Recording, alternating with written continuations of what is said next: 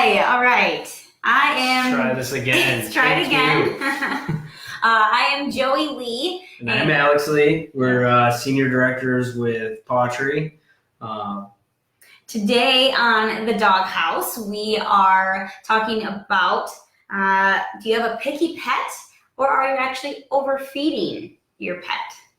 So we'll start off with talking about if you have a picky pet, kind of like what you can do about that, and then we'll go into overfeeding and make sure that you're not overfeeding your pet, because we are guilty of that. Yes. And I think I've heard somebody talk about, because when we feed our pets, it's like we're giving our pets more love or more attention, and we don't want to feel like we're starving our pets. But let's start off with whether or not you got a picky eater. Yeah, food is not love when it comes to food to our pets. So one thing to think about is different ways to, I don't know, losing my train of thought here because it's the take two. So yeah, bear with me. All right, so our dog Mischief, we always thought that she was a picky pet. So she would go a day or two without eating her food. And I was trying different things. I was adding in things that weren't really that healthy for her. Maybe it was a peanut butter. Maybe it was moistening her food down. Adding in treats, trying to get different ways for her to eat her food. Well, then after we had joined Pottery, they have these really amazing superfood seasonings. So like this one is the duck medley. We also have a turkey medley. So we have like 10 different varieties. So what I would do is I would just sprinkle these onto her food. It was added nutrition. It's really low in calories, and it was a really great way to eat her food, but it just wasn't really the best. She was still pretty picky on it.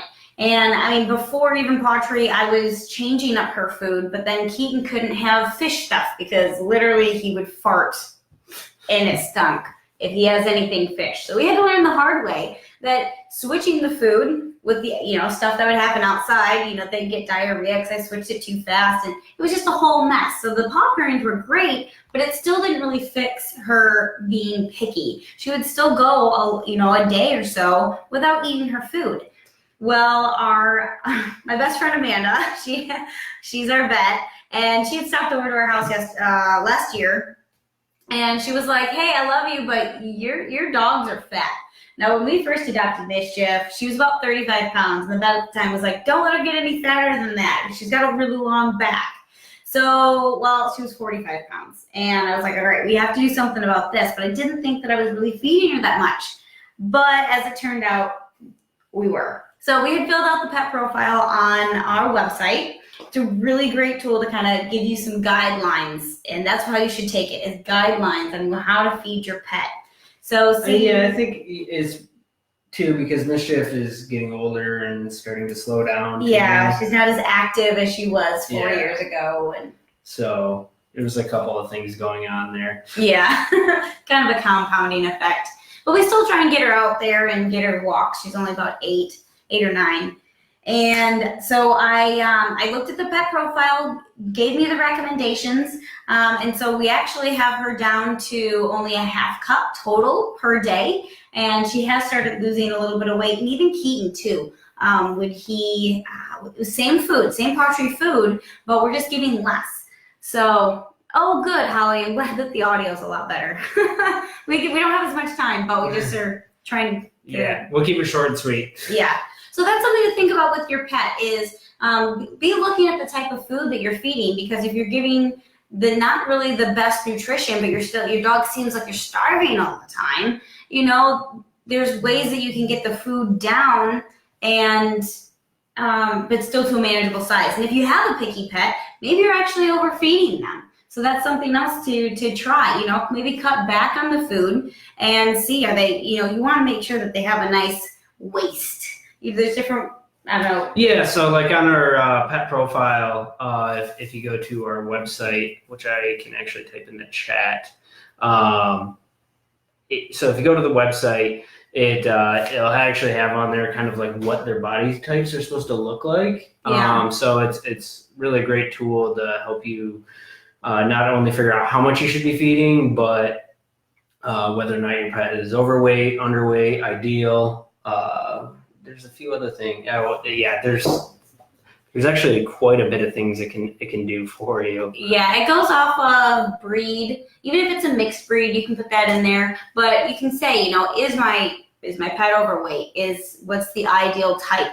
And so if you're like with Mischief, I said she needs to lose some weight. She's a little heifer.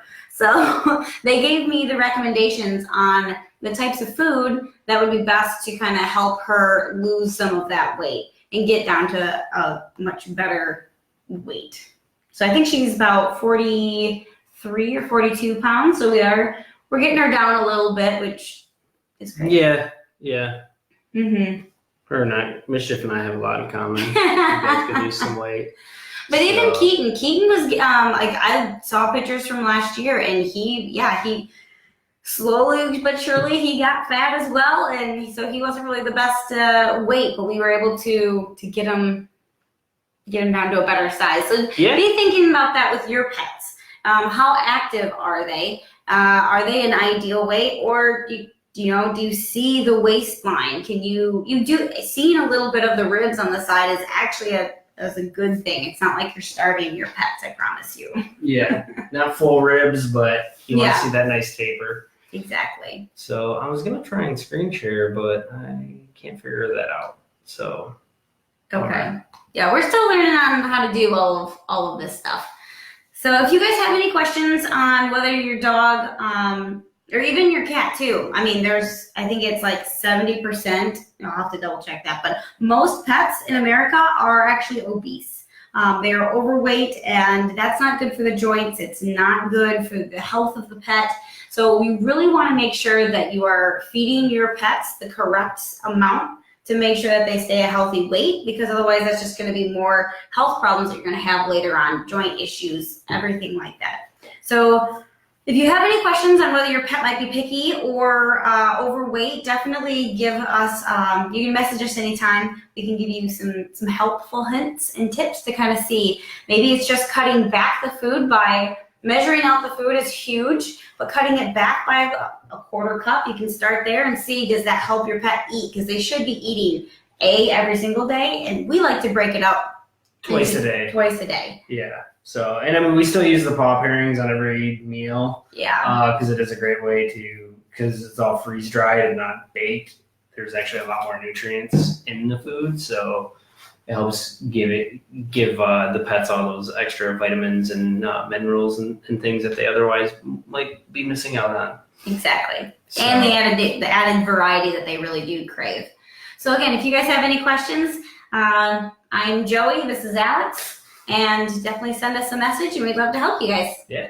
All right. Talk to you soon. Thanks. Bye.